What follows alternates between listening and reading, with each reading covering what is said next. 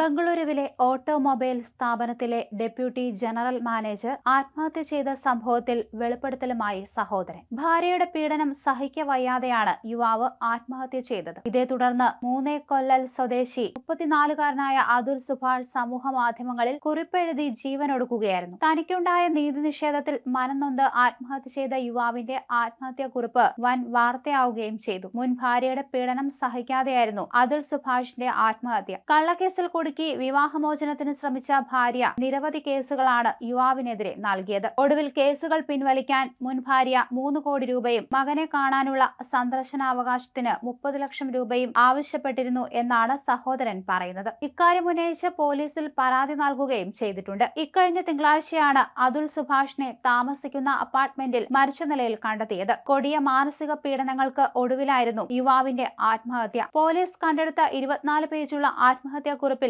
ഓരോ പേജിലും നീതി ലഭിക്കണമെന്ന് സുഭാഷ് ആവശ്യപ്പെടുന്നു. കൊലപാതക ശ്രമം, ലൈംഗിക അതിക്രമം, ഗാർഹിക പീഡനം, സ്ത്രീധന പീഡനം തുടങ്ങി 9 കേസുകളാണ് തനിക്കെതിരെ ഭാര്യ നൽകിയതെന്ന് സുഭാഷ് ആത്മഹത്യാക്കുറിപ്പിൽ പറയുന്നു.